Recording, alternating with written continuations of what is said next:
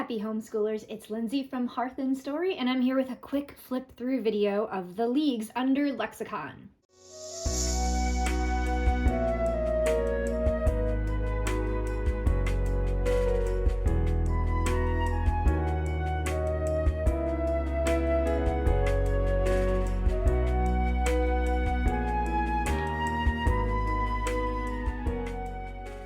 So let's get started.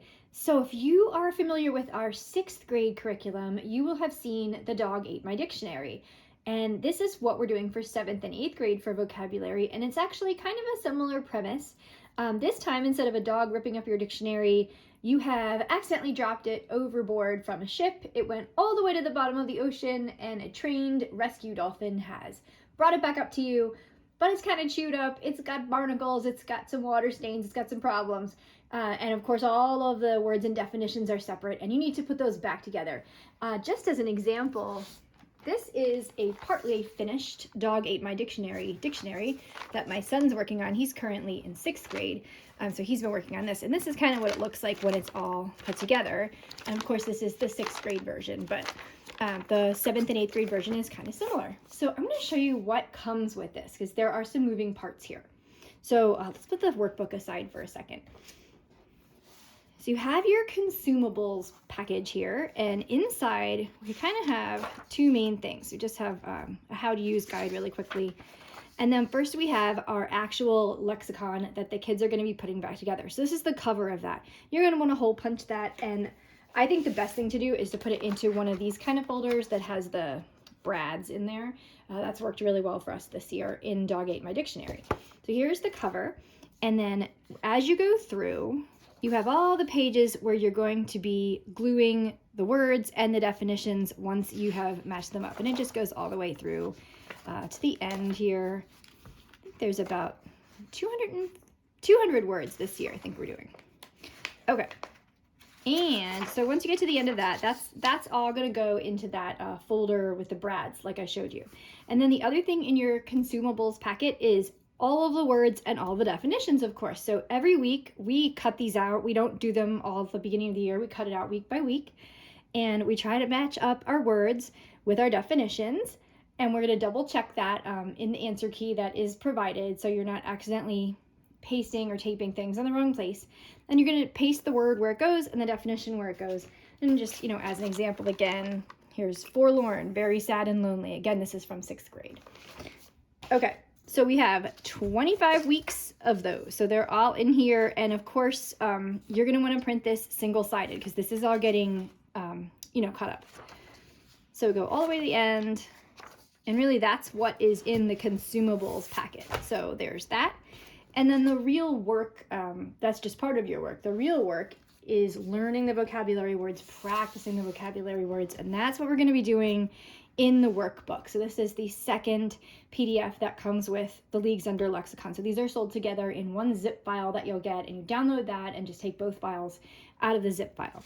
So at the beginning, we just have our typical how to use, and then we go right into our lists, our weekly lists, and what we're going to be doing. So list 1, the first day, what you're going to be doing is cutting up what I showed you before, matching it up, and pasting it into your lexicon. That's just all day 1. This week has, for day 2, Frayer squares, which you might recognize if you've done Hearth Story 6th grade, where we're going to be analyzing the meaning of the words. On day 3, we're actually asking just a personal question about one of the words to help sort of reinforce that. And day 4, we're here reviewing them all. I'm going to skip forward to, it's like a random week in the future. It's like list 7, I guess. Again, same thing. Day 1, day 2 has a Frayer square, and then it has a question about adverbs. Day 3, we are looking at words used in sentences. Day 4, we're actually doing a little bit of artwork. And then day 5, we're going to be reviewing a word from earlier. So that's pretty much how these go. Here's another one that has artwork in it. Day 1's the same. Day 2, we're given clues, and we're going to try to match which word goes in. Day 3, one of the vocabulary words is citadel, so you need to know what that is so you can draw it there.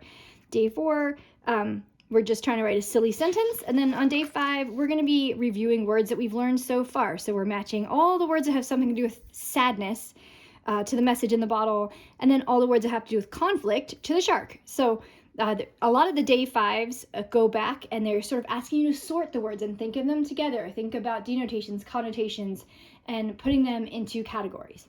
And so we have, let's get to the end. And at the end, of course, we have the answer keys, the robust answer key. Goes on for a while. And most importantly, at the back, all of the definitions in alphabetical order, because some of these words I didn't even know. Just a quick note about where the words came from. These are actually pulled from the level 7-8 novels. So the first novel is A Wizard's Guide to Defensive Baking by T. Kingfisher. The second novel is Haroun and the Sea of Stories by Salman Rushdie. And the third is Animal Farm by George Orwell.